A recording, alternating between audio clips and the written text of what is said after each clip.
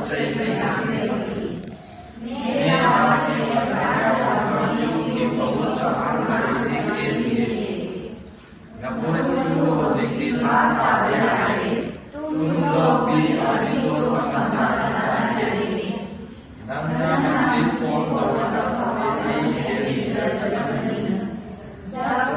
तुम परसों फोन करेगा तब तक मेरे दिल में जा चुका होगा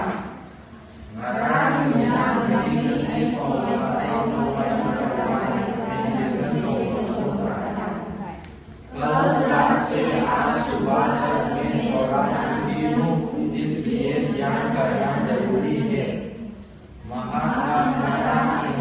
फोन तो रखा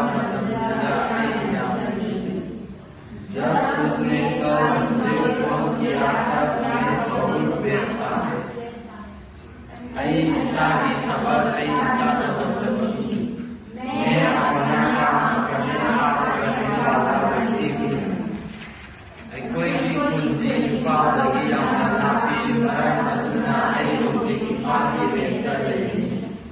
हमारा गाँव तो इम्फाल से बहुत दूर है इसलिए मैं अभी तो इम्फाल के किराया घर से रहता हूँ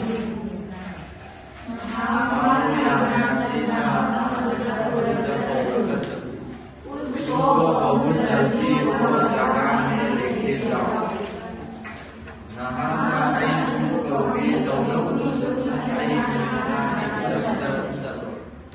उसने मुझे बुलाया है लेकिन मैं उसके पास नहीं जाऊंगा कोई हमारे बीच से बहुत बेहद